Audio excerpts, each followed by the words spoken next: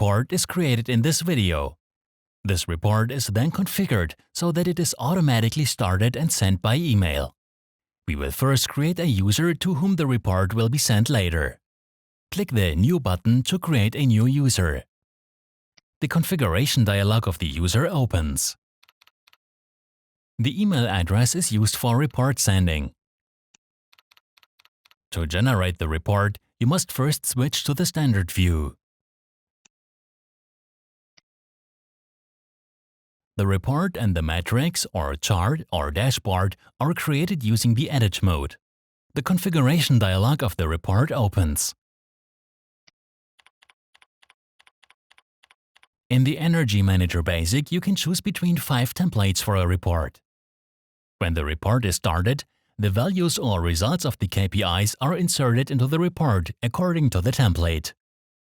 Protocol templates provide time series including the value for each timestamp, and balance sheet templates provide a resulting value per data source for the entire observation period.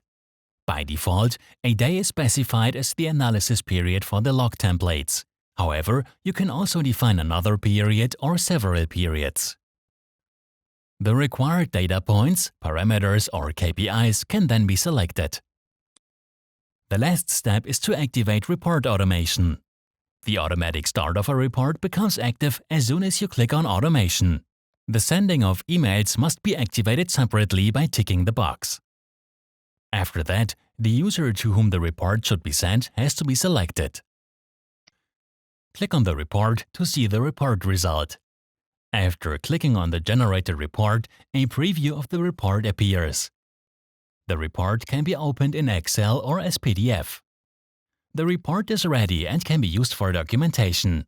If the template needs to be adapted, it can be downloaded and uploaded again after the adaptation. Siemens. Ingenuity for life.